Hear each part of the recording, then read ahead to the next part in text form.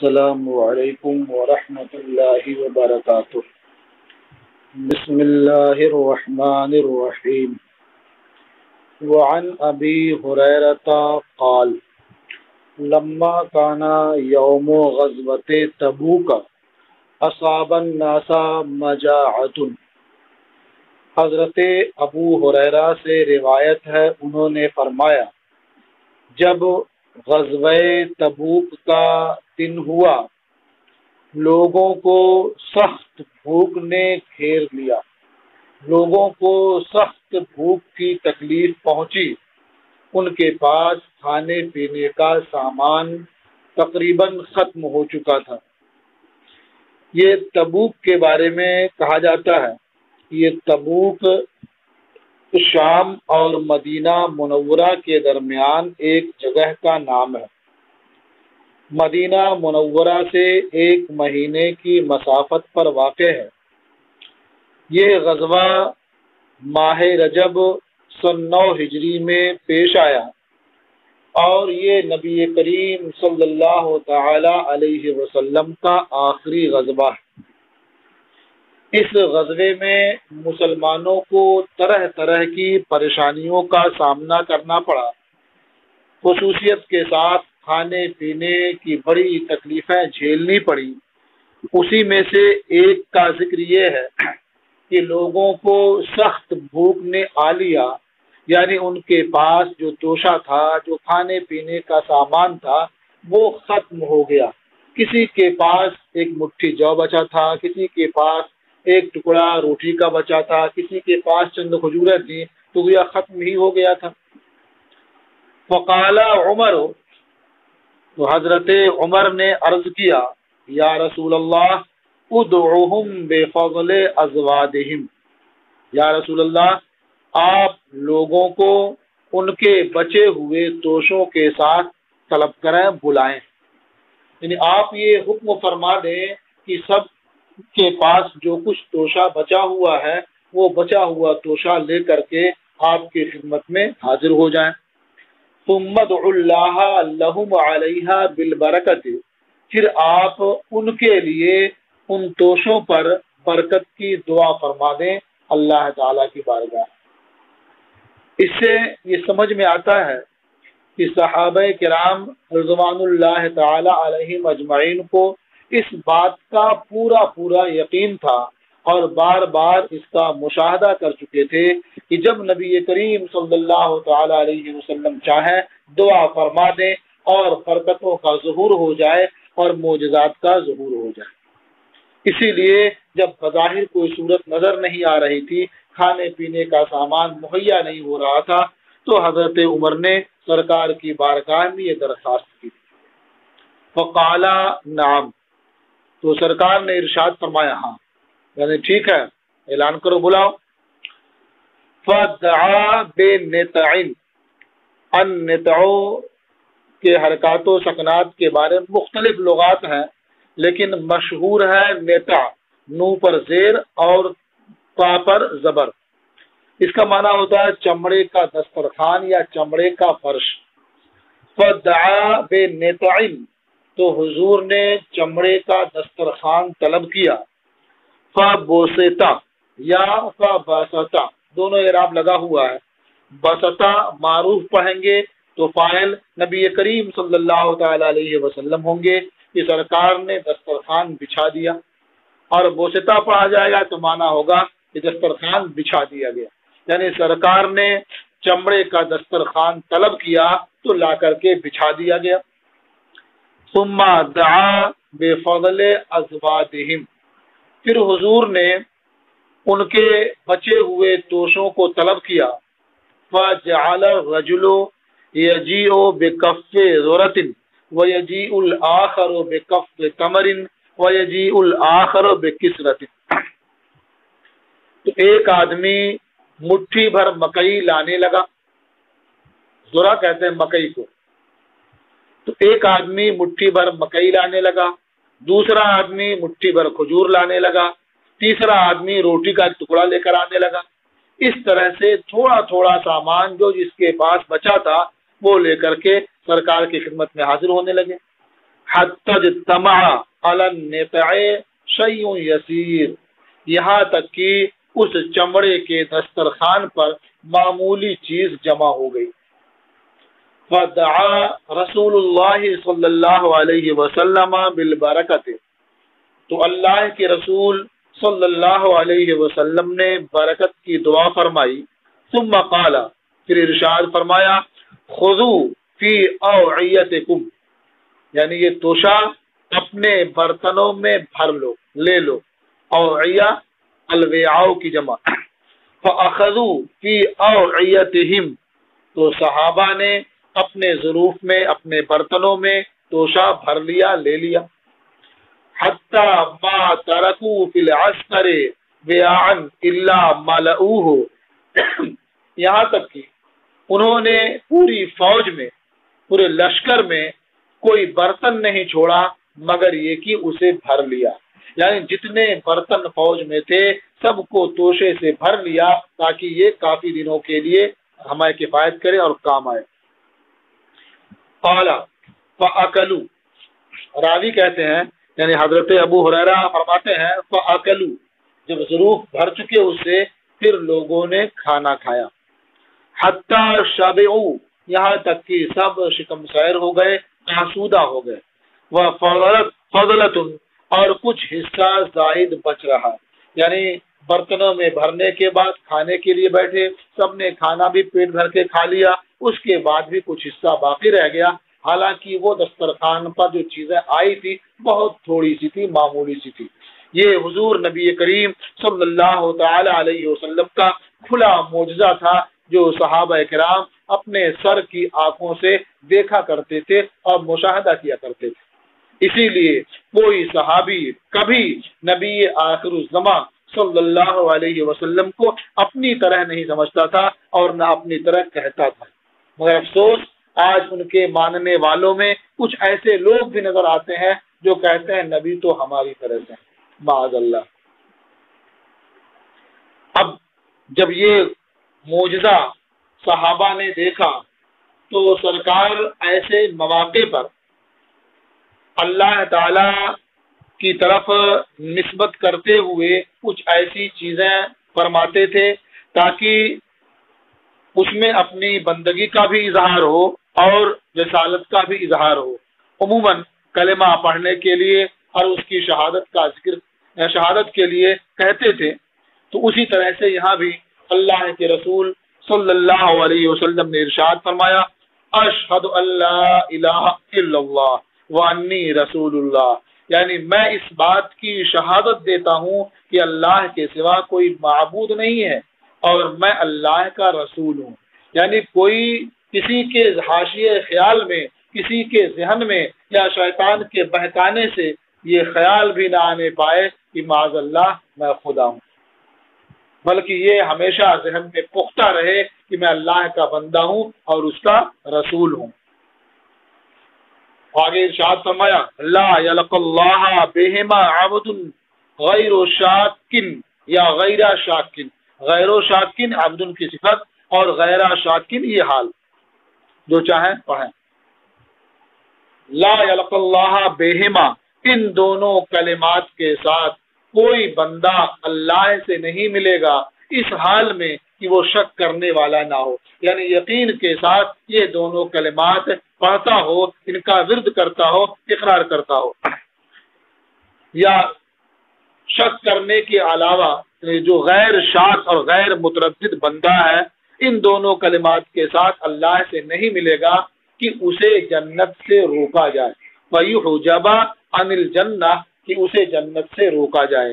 مطلب یہ ہوا کہ جو بندہ بھی یقین کے ساتھ ان دونوں کلمات کا اقرار کرے گا وہ اللہ تعالیٰ سے ملے گا، اسے جنت سے نہیں روکا جائے گا، وہ جنت میں جائے گا۔ یہ حضور نبی کریم صلی اللہ تعالی علیہ وسلم کے معجزات میں سے ایک معجزہ ہے۔ رواہ مسلم، اسے امام مسلم نے روایت کیا۔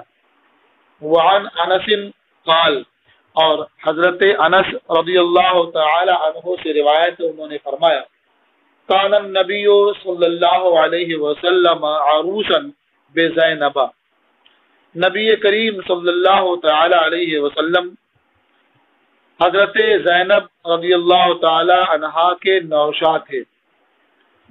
فعمدت امی ام سلیم الی تمر و سمن و عقیق، یعنی آپ نوشا تھے، آپ کا نکاح حضرت زینب رضی اللہ تعالی عنہا سے ہوا، اور اگلے دن جب شب زفاف سے آپ فارغ ہوئے تو حضرت انس فرماتے ہیں کہ میری ماں ام سلیم نے کھجور، گھی اور پنیر کا قصد کیا، یعنی ان تینوں چیزوں کو اکٹھا کیا، ملایا، فصنعت حیثن، اور ان چیزوں کو ملا کر کے حیث تیار کیا، حیث بنایا۔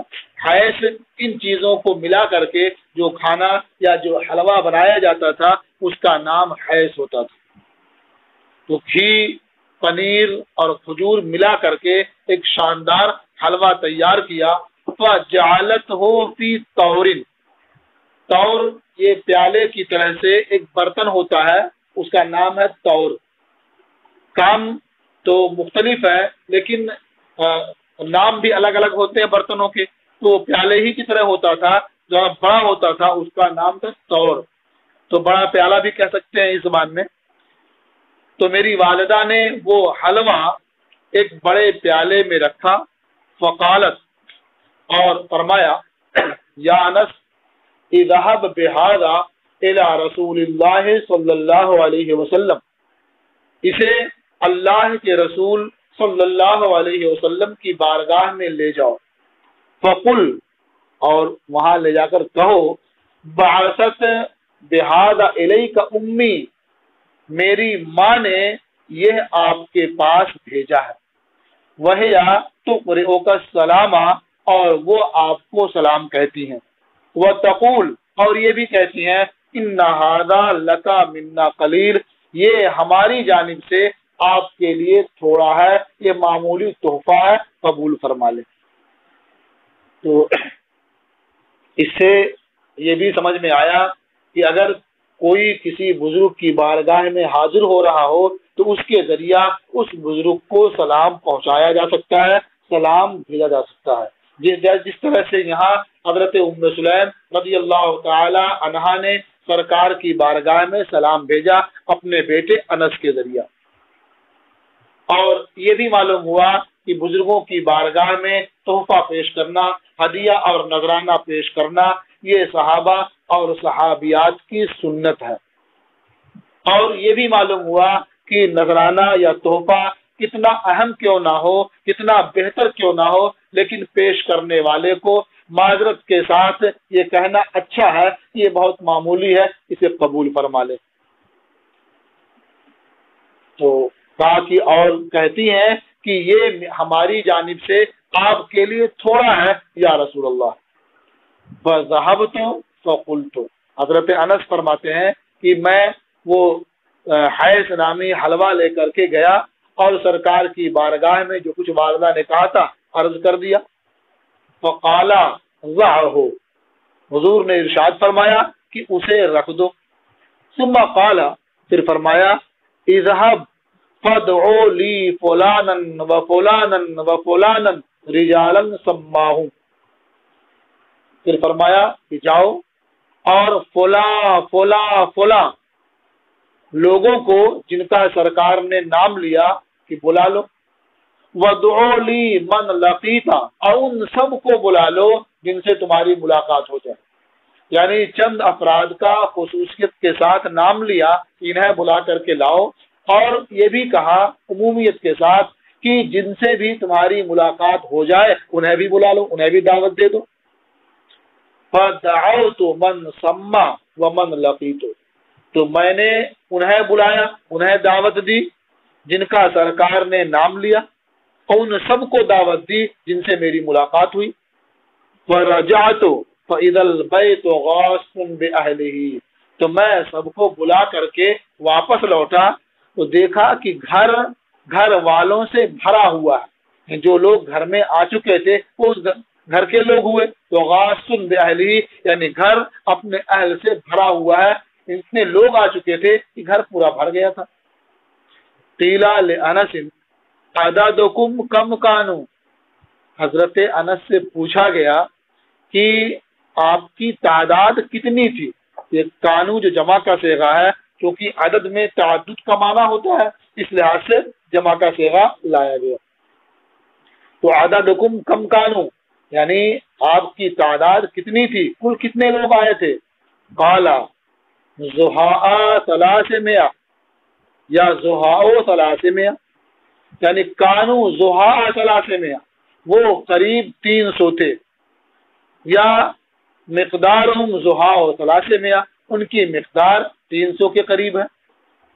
فرأیت النبی صلی اللہ علیہ وسلم وضع یدہ علی تلک الحیثہ، تو میں نے نبی کریم صلی اللہ تعالی علیہ وسلم کو دیکھا کہ آپ نے اپنا دست مبارک اس حلوے پر رکھا.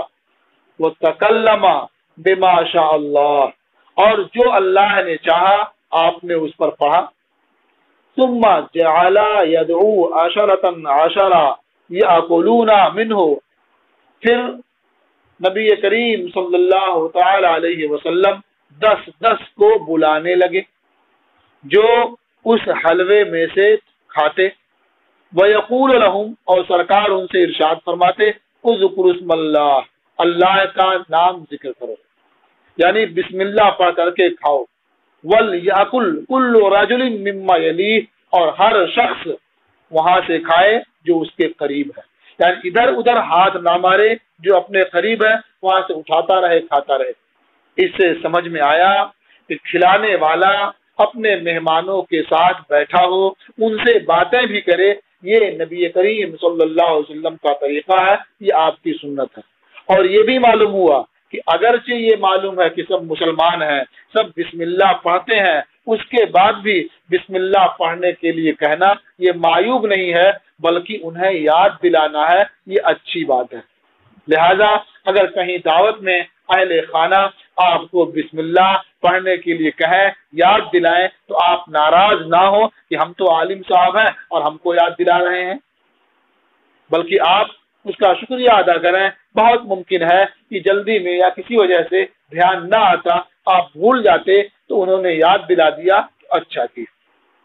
اور یہ بھی معلوم ہوا کہ ہر شخص کو کھانا اپنے سامنے سے کھانا چاہیے، ادھر ادھر ہاتھ نہیں مارنا چاہیے. ہاں اگر دسترخوان پر مختلف قسم کی چیزیں ہیں تو باری باری ہر ایک سے اٹھا سکتا ہے، لیکن اگر ایک ہی طرح کی چیز ہے تو اپنے سامنے سے کھانا چاہیے، ادھر ادھر ہاتھ نہیں مارنا چاہیے. قالا، راوی کہتے ہیں فَأَكَلُوا، تو سب نے کھایا، حَتَّى شَبِعُوا، یہاں تک کہ وہ شکم سیر ہو گئے، آسودہ ہو گئے. فَخَرَجَتْ طَائِفَةٌ وَدَخَلَتْ طَائِفَةٌ، تو ایک جماعت باہر نکلی، دوسری جماعت اندر داخل ہوئی. یہ سلسلہ چلتا رہا، 10 آدمی کھاتے رہے، نکلتے رہے، 10 آتے رہے جاتے رہے، سلسلہ چلتا رہا. حَتَّى أَكَلُوا كُلُّهُمْ، یہاں تک کہ سب نے کھانا کھا لیا. قال علی یا انس، سرکار نے مجھ سے فرمایا انس، ارفع، دسترخوان اٹھاؤ یا حلوہ اٹھاؤ. فرفعت، تو میں نے اسے اٹھایا. فما ادری حین وضعت کان اکثر ام حین رفعت، فرماتے ہیں تو میں جان نہیں پا رہا ہوں کہ جس وقت میں نے رکھا تھا اس وقت زیادہ تھا یا جس وقت میں نے اٹھایا اس وقت زیادہ تھا.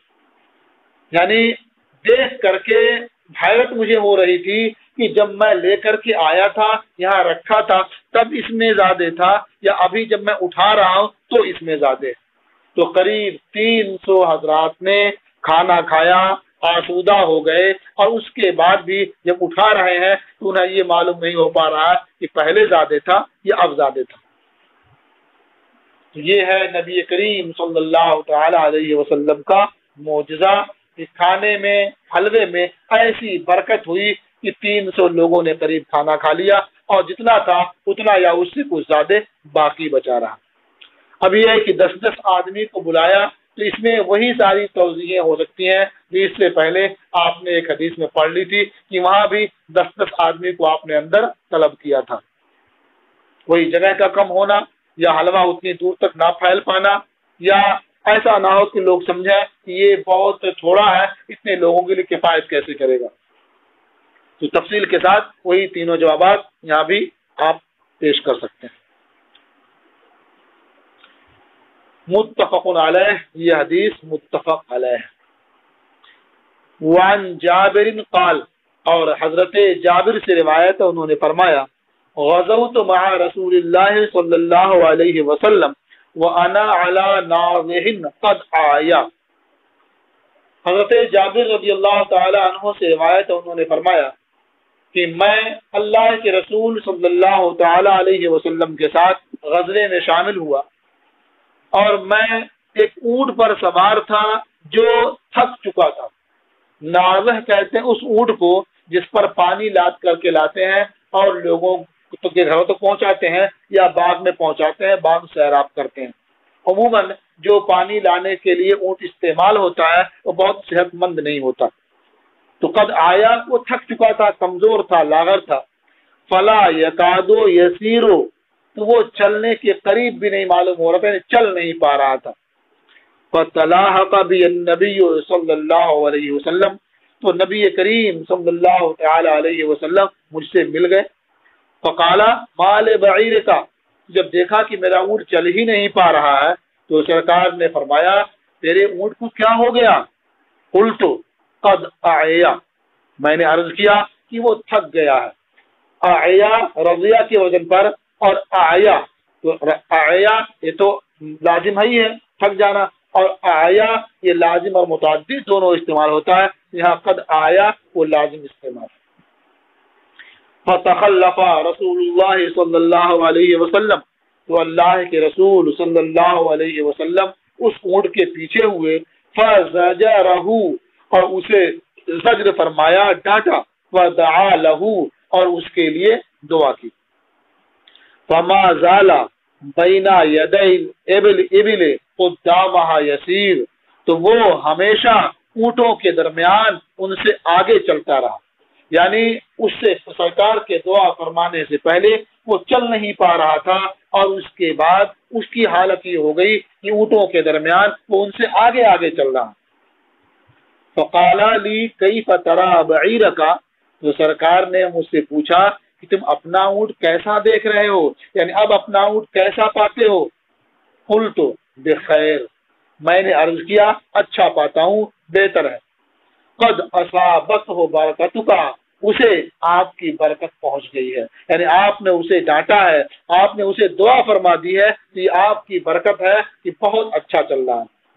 قال افتبیعنی بأوقیۃ، سرکار نے فرمایا کیا تم وہ اونٹ مجھ سے بیچو گے ایک اوقیہ سونے کے بدلے؟ ایک اوقیہ اور اوقیہ یہ دونوں بولا جاتا ہے، یہ 40 درہم کے برابر ہوتا ہے۔ تو کیا تم 40 درہم کے بدلے یا ایک اوقیہ سونا کے بدلے تم یہ اونٹ مجھ سے بیچو گے؟ فبعتہ، تو میں نے وہ اونٹ سرکار سے فروخت کر دیا، بیچ دیا۔ الا ان لی فقار ظہرہ الی المدینہ، اس شرط پر کہ مدینہ تک اس کی سواری کا حق مجھے ہوگا۔ فقار کہتے ہیں ریڑھ کی ہڈی کو، اور ظہر کا معنی ہوتا ہے پشت، تو لفظی معنی کیا ہوگا؟ اس کے پشت کے ریڑھ کی ہڈی میرے لیے ہوگی۔ ظاہر بات آدمی سواری کہاں کرتا ہے؟ پشت پر سواری کرتا ہے، اور ریڑھ کی ہڈی اسی میں اوپر ہوتی ہے۔ تو مفہوم کیا ہے کہ میں مدینہ تک اس کی سواری کروں گا، اس پر سواری کرنے کا حق مجھے حاصل ہوگا۔ تو بے ہو گئی۔ فلما قدم رسول اللہ صلی اللہ علیہ وسلم المدینہ تھا، تو جب اللہ کے رسول صلی اللہ علیہ وسلم مدینہ تشریف لائے، غدوت علیہ بالبعیر، تو میں صبح ان کے پاس اونٹ لے کر کے پہنچا۔ فاعطانی ثمنہ، تو سرکار نے مجھے اس کا ثمن عطا فرما دیا، یعنی ایک اوقیہ 40 درہم مجھے دے دیا۔ وردہ علیہ، اور اونٹ بھی مجھے واپس فرما دیا۔ متفق علیہ، یہ حدیث متفق علیہ۔ تو سرکار نے بے ہو گئی تھی تو ثمن دے دیا، اور اس کے بعد اونٹ بھی واپس فرما دیا، وہ آپ نے اسے مجھے نذر کر دیا اور ہبہ کر دیا۔ پھر تو اس میں آدمی کو اختیار ہے کہ کوئی چیز خرید لے، اور خریدنے کے بعد جس کو چاہے ہبہ کرے، جس کو چاہے نذر کرے۔ تو سرکار نے کرم فرمایا اور مجھے کو اونٹ نذر کر دیا۔ اب یہاں ایک سوال یہ پیدا ہوتا ہے کہ یہ بیع جو ہوئی تھی اس شرط کے ساتھ کہ مدینہ تک جانے کے لیے سواری کا حق مجھے حاصل ہوگا، یعنی بائع کو حاصل ہوگا۔ حالانکہ فقہاء کرام فرماتے ہیں کہ بیع بشرط یعنی ایسی شرط لگانا بیع میں جس میں بائع کا فائدہ ہو یا مشتری کا فائدہ ہو، یہ شرط درست نہیں ہے، اور اس شرط کے ساتھ بیع درست نہیں ہے۔ یہاں بیع بشرط ہوئی اور اس میں بائع کا صاف صاف فائدہ معلوم ہو رہا ہے کہ اونٹ بیچنے کے بعد بھی سواری کا حق انہیں کو رہے گا مدینہ شریف تک۔ اس کا ایک جواب یہ ہے کہ یہ حدیث منسوخ ہو گئی ہے، یعنی پہلے ایسا تھا کہ شرط کے ساتھ بیع ہوا کرتی تھی، لیکن بعد میں یہ حکم منسوخ ہو گیا، اب شرط کے ساتھ اس طرح کی شرط کے ساتھ بیع درست نہیں ہے۔ اور دوسرا جواب اس کا یہ ہے کہ اگرچہ ظاہر لفظ سے یہ معلوم ہو رہا ہے کہ یہ بیع شرط کے ساتھ تھی، لیکن حقیقت یہ ہے کہ یہ شرط کے ساتھ نہیں تھی، بلکہ بیع ہو جانے کے بعد انہوں نے سرکار کی بارگاہ میں درخواست کی تھی کہ مدینہ تک جانے کے لیے اس کی سواری کا حق مجھے مل جائے تو اچھا ہے، تو سرکار نے یہ عطا فرما دیا۔ تو بہرحال یا تو پہلا جواب دیا جائے اس کا یا دوسرا جواب دیا جائے، لیکن اب حکم یہی ہے کہ بیع بشرط جائز نہیں ہے، یعنی ایسی شرط لگانا بیع ہی میں جس سے بائع کا فائدہ ہو یا مشتری کا فائدہ ہو، یہ درست نہیں ہے۔ وعن ابی حمید الساعدی قال، اور ابو حمید ساعدی سے روایت ہے، انہوں نے فرمایا خرجنا مع رسول اللہ صلی اللہ علیہ وسلم غزوۃ تبوک، ہم اللہ کے رسول صلی اللہ تعالی علیہ وسلم کے ساتھ غزوہ تبوک میں نکلے۔ فأتینا وادی القرى علی حدیقۃ لامرأۃ، تو ہم وادی قرى میں ایک عورت کے باغ کے پاس آئے۔ فقال رسول اللہ صلی اللہ علیہ وسلم اخرسوها، تو اللہ کے رسول صلی اللہ علیہ وسلم نے ارشاد فرمایا اس باغ کے پھلوں کا اندازہ کرو، یعنی اس باغ میں کتنا پھل ہوگا اندازہ کرو اس کا۔ فخرسناها، تو ہم نے اس کا اندازہ کیا۔ وخرسها رسول اللہ صلی اللہ علیہ وسلم عشرۃ اوسق، اور اللہ کے رسول صلی اللہ علیہ وسلم نے 10 وسق اس کا اندازہ لگایا، اور فرمایا کہ اس میں پھل 10 وسق ہوگا، ایک وسق 60 سا کا ہوتا ہے، ہمارے 10 وسق کھجوریں اس میں ہوں گی۔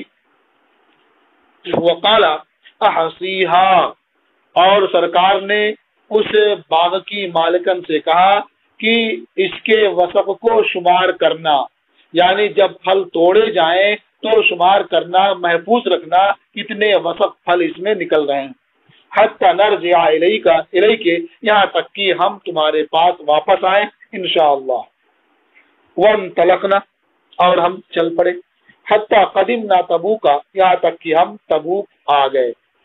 فقال رسول اللہ صلی اللہ علیہ وسلم، وہاں پہنچنے کے بعد اللہ کے رسول صلی اللہ علیہ وسلم نے ارشاد فرمایا ستحب علیکم اللیلۃ ریح شدیدہ، آج رات تم پر تیز آندھی آئے گی، چلے گی۔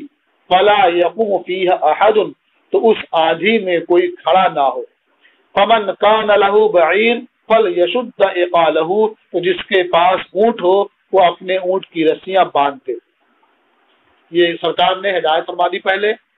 فحبت ریح شدیدہ، تو رات میں سخت ہوا چلی، سخت آندھی آئی۔ فقام رجل، تو ایک شخص کھڑا ہو گیا۔ فحملته الریح، تو اسے آندھی نے اٹھا لیا۔ حتی القته بجبل طی، یہاں تک کہ اسے طی کے دونوں پہاڑوں کے درمیان ڈال دیا، یعنی ہوا اتنی آندھی اتنی تیز تھی اسے اٹھا لیا وہاں سے اور طی کے دونوں پہاڑوں پہ اسے ڈال دیا۔ طی کے 2 پہاڑوں سے مراد ایک پہاڑ جو ہے جس کا نام سلمہ تھا اور ایک پہاڑ کا نام اجا تھا۔ کہا جاتا ہے کہ یہ دونوں میاں بیوی تھے اور انہی کے نام سے وہ دونوں پہاڑ منسوب ہو گئے۔ یہ نجد کی سرزمین میں واقع ہے۔ تو یہ اس شخص نے کسی ضرورت کی وجہ سے قیام کیا اور آندھی اسے اٹھا کر کے لے گئی۔ تو سرکار نے اس سے پہلے آندھی آنے سے پہلے ہی اپنی امت پر اپنے اصحاب پر رحم کرتے ہوئے انہیں واقعے سے خبردار کر دیا کہ رات میں سخت آندھی آئے گی۔ اس سے بچنے کی صورت بھی بیان فرما دی کہ آندھی آئے گی، اس میں کوئی کھڑا نہیں ہوگا، کیونکہ اگر کھڑا ہوگا تو وہ نقصان سے دوچار ہوگا۔ اونٹ وغیرہ کو باندھ دے تاکہ وہ بھی ادھر ادھر نہ ہو۔ تو یہ سرکار کا ایک کھلا معجزہ سامنے آ گیا۔ دو معجزہ ہو گیا اس میں، ایک تو یہ ہے کہ آپ نے اس بات کی خبر دی کہ رات میں سخت آندھی آئے گی، تو سخت آندھی آئی، ایک معجزہ۔ دوسرا یہ فرمایا کہ کوئی کھڑا نہ ہو، یعنی جو کھڑا ہوگا وہ نقصان سے دوچار ہوگا۔ تو ایک آدمی کھڑا ہو گیا، اسے آندھی اڑا لے گئی اور جا کر کے کئی کے پہاڑوں پر ڈال دیا، یہ دوسرا معجزہ ہوا۔ ثم اقبلنا، فرماتے ہیں پھر ہم واپس آئے، حتی قدمنا وادی القرى، یہاں تک کہ وادی قرى آ گئے۔ فسأل رسول اللہ صلی اللہ علیہ وسلم المرأة عن حدیقتها، تو اللہ کے رسول صلی اللہ علیہ وسلم نے عورت سے اس کے باغ کے بارے میں دریافت کیا، کم بالغا ثمرها، کہ اس باغ کا پھل کتنا پہنچا، کتنا ہوا۔ فقالت عشرۃ اوسق، تو اس نے کہا کہ 10 وسق، یا عشرۃ اوسق، یعنی اس باغ کا پھل 10 وسق تک پہنچا۔ متفق علیہ، یہ حدیث متفق علیہ ہے۔ یہ بھی سرکار کا ایک معجزہ ہی ہے کہ سرکار نے جتنا فرما دیا تھا اس سے ذرا بھی کم نہ ہوا اور نہ اس سے زیادہ ہوا۔ حالانکہ اندازہ جو ہوتا ہے وہ اندازہ ہی رہتا ہے، اس میں کچھ نہ کچھ کم زیادہ ہو جاتا ہے، لیکن یہ اللہ کے رسول صلی اللہ علیہ وسلم کا بیان کردہ تھا، اس میں ذرا بھی کم اور زیادہ نہیں ہوا۔ وعن ابی ذر قال، اور حضرت ابو ذر سے روایت ہے، فرمایا قال رسول اللہ صلی اللہ علیہ وسلم، اللہ کے رسول صلی اللہ علیہ وسلم نے ارشاد فرمایا، انکم ستفتحون مصر، ان قریب تم مصر فتح کر لوگے۔ وہی ارض یسمى فیہا القیرات، اور مصر ایسی سرزمین ہے جہاں قیرات کا ذکر کیا جاتا ہے، قیرات کا نام لیا جاتا ہے۔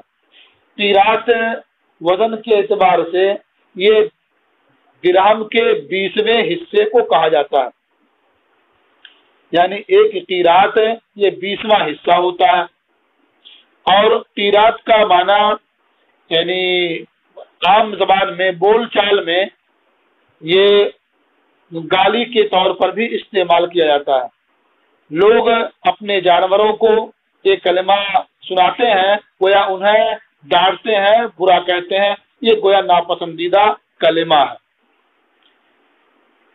تو اس کا حاصل یعنی عرفی معنی مراد لیا جائے، یا اس کا جو لغوی معنی ہے قیرات کا دینار کا 20واں حصہ، تو یہ معنی مراد لیا جائے۔ بہر صورت یہ ذکر کرنے کا مقصد یہ ہے کہ وہاں تناعت ہے، خست ہے، یعنی لوگ معمولی چیزوں کے لیے لڑتے جھگڑتے ہیں، تھوڑے معاملے کے لیے اس کا بار بار چرچا کرتے ہیں، ذکر کرتے ہیں، اور اگر وہ ناپسندیدہ کلمات مراد ہوں تو گالی دینا یہ تو ویسے ہی معیوب ہے۔ فَإِذَا فَتَحْتُمُوهَا، تو جب تم اسے فتح کر لو، یعنی مصر فتح کر لو، فَأَحْسِنُوا إِلَىٰ أَهْلِهَا، تو وہاں رہنے والوں پر احسان کرو، ان کے ساتھ حسن سلوک کرو۔ فَإِنَّ لَهَا ذِمَّةً وَرَحْمَةً، کیونکہ وہاں کے لوگوں کے لیے حرمت ہے اور قرابت ہے۔ حرمت اور قرابت دو باتوں کا ذکر کیا، اس لیے کہ حضور نبی کریم صلی اللہ تعالی علیہ وسلم کے صاحبزادے حضرت ابراہیم یہ ماریہ قبطیہ کے وطن سے تھے، اور حضرت ماریہ مصر ہی کی تھی، تو اس لحاظ سے کیا حرمت ہے وہاں کے لوگوں کے لیے۔ اور قرابت بھی ذکر کیا، اور بعض روایتوں میں سحر کا لفظ ہے، تو قرابت کا بھی ذکر کیا، اس لیے کہ حضرت اسماعیل کی والدہ حضرت ہاجرہ یہ وہی کی تھی، اس جہت سے کیا قرابت بھی ہے۔ تو اس کا لحاظ کرتے ہوئے اللہ کے رسول نے ارشاد فرمایا کہ ان کے ساتھ احسان کرنا، اچھا سلوک کرنا۔ راوی کو شک ہے کہ سرکار نے ذمۃً و رحمہ فرمایا تھا یا ذمۃً و سحرا فرمایا تھا۔ رحمن کا معنی مطلق قرابت ہے، اور سحرن کا معنی جو دامادی رشتہ ہوتا ہے۔ فَإِذَا رَأَيْتُمْ رَجُلَيْنِ يَخْتَصِمَانِ فِي مَوْضِعِ لَبْنَةٍ فَاخْرُجْ مِنْهَا، تو جب تم دیکھو کہ دو مرد ایک کچی اینٹ کی جگہ کے بارے میں لڑ رہے ہیں، جھگڑ رہے ہیں، فخرج منہا، تو تم مصر سے نکل جانا، یعنی یہ سمجھ جانا کہ اب یہاں فتنے ہوں گے، فساد ہوں گے، وہاں رہنا ٹھیک نہیں ہے، وہاں سے نکل لینا۔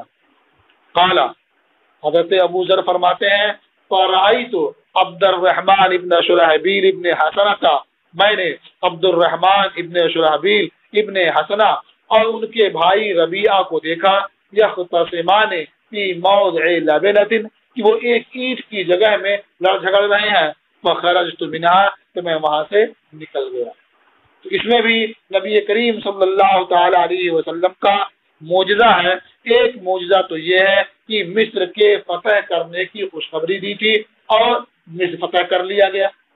اس کے بعد دوسرا معجزہ اس میں یہ بھی ہے کہ فرمایا کہ جب تم دیکھو کہ وہاں لوگ ایک اینٹ کی جگہ کے بارے میں لڑ جھگڑ رہے ہیں تو وہاں سے نکل لینا، اس لیے کہ وہاں فتنہ ہوگا، فساد ہوگا۔ تو یہ حضرت عثمان غنی کے زمانے میں ہوا، وہاں فتنہ اٹھا، وہاں سے لوگ آئے اور حضرت عثمان غنی کو شہید کر دیا، اور اس کے بعد بھی طرح طرح کے فتنے ہوئے۔ وعن حذیفہ، اچھا رواہ مسلم، اسے امام مسلم نے روایت کیا ہے۔ وعن حذیفہ عن النبی صلی اللہ علیہ وسلم قال، اور حضرت حذیفہ رضی اللہ تعالی عنہ سے روایت ہے، وہ نبی کریم صلی اللہ تعالی علیہ وسلم سے روایت کرتے ہیں، قال، سرکار نے ارشاد فرمایا، فی اصحابی، وفی روایت قال فی امتی، میرے اصحاب میں، اور ایک روایت میں میری امت میں۔ جس روایت میں میری امت میں، میری امت دعوت میں، یا امت اجابت بھی مراد لے سکتے ہیں، اس لیے کہ آگے ذکر آ رہا منافق کا، اور منافق جو ہوتے ہیں وہ بظاہر قبول کر لیتے ہیں، مان لیتے ہیں، ایمان کا اقرار کرتے ہیں، لیکن باطن سے کیا ہے، وہ مومن نہیں ہوتے۔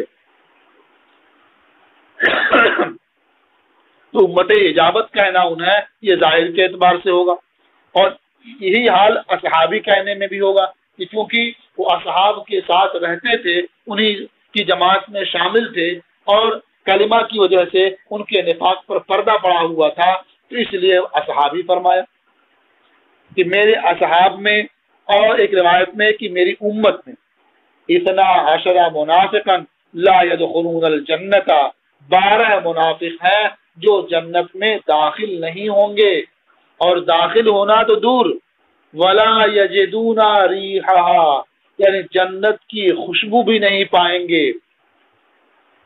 تو کب تک؟ حتی یلج الجمل فی سم الخیاط، یہاں تک کہ اونٹ یہ سوئی کے ناکے میں داخل ہو جائے، یعنی سوئی میں جو سوراخ ہوتا ہے جہاں دھاگا ڈالا جاتا ہے، اس سوراخ میں جب تک اونٹ داخل نہ ہو جائے، جب تک یہ لوگ جنت میں داخل نہیں ہو سکتے۔ ظاہر ہے کہ اونٹ سوئی کے اس ناکے میں، اس سوراخ میں اونٹ کا داخل ہونا یہ محال عادی ہے، اسی طرح سے ان کا جنت میں داخل ہونا بھی محال ہے۔ تو یہ ان کے عدم دخول میں مبالغے کے طور پر فرمایا کہ حتی یلج الجمل فی سم الخیاط، یہاں تک کہ اونٹ سوئی کے اس سوراخ میں داخل ہو جائے، نہ یہ داخل ہوگا اور نہ وہ جنت میں داخل ہوگا۔ ثمانیۃ منہم تکفیہم الدبیلہ، ان میں سے 8 کے لیے تو پھوڑا ہی کافی ہوگا، کفایت کرے گا۔ دبیلہ یہ تصغیر ہے، یہ دبیلہ کہتے ہیں اس پھوڑے کو جو پیٹ میں نکلتا ہے اور اس کی تپش کیا ہے، بہت زیادہ ہوتی ہے، یہاں تک کہ آدمی ہلاک ہو جاتا ہے۔ یہاں کہا گیا سراج من نار، یعنی یہ آگ کا ایک چراغ ہوگا، یعنی اس کی تپش ہوگی آگ کی طرح سے۔ یظہر فی اکتافہم، وہ ان کے شانوں میں ظاہر ہوگا، یعنی شانوں میں ان کے سوجن معلوم ہوگی۔ حتی تنجم فی صدورہم، یہاں تک کہ وہ ان کے سینے میں پار ہو جائے گا، یعنی اس حرارت، اس تپش کا اثر ان کے سینوں میں اتر جائے گا، وہاں پہنچ جائے گا اور وہ ہلاک ہو جائیں گے۔ تو اوپر جو ظہور ہوگا وہ ان کے شانوں میں ایک پھوڑے کی شکل میں ہوگا، ایک سوجن ہوگی، اور اس کی تپش، اس کی جلن ان کے سینوں میں معلوم ہوگی، اور اسی میں وہ ہلاک ہو جائیں گے۔ रवाह मुस्लिम, इसे इमाम मुस्लिम ने रिवायत किया है। अब यहाँ मसाबी में दो हदीस और है, यहाँ मिशकात में उसका जिक्र इस मकाम पर नहीं है, उस ताल्लुक से फरमाते हैं वैसा नज़्कुरु हदीसा सहल इब्न सअद लउतियन्ना हाज़िहि रायता गदन फी बाबे मनाकिब अली। और हम सहल बिन सअद की हदीस कि लउतियन्ना हाज़िहि रायता गदन, ये बाबे मनाकिब अली में जिक्र करेंगे।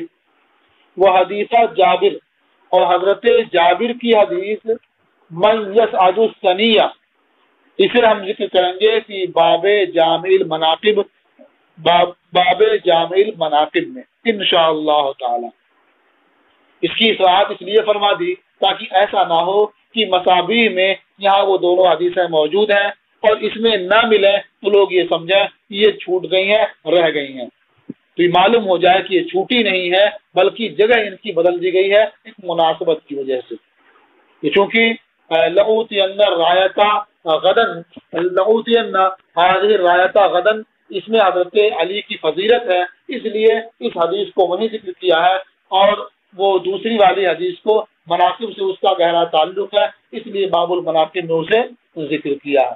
तो मुनासिबत की वजह से फिर जगह उनकी तब्दील कर दी है। अब इंशाअल्लाह वहाँ ये हदीस आप पढ़ेंगे। ये फसल खत्म हुई और आपका सबक पूरा हुआ। अस्सलामु अलैकुम व रहमतुल्लाहि ताला व बरकातुहू।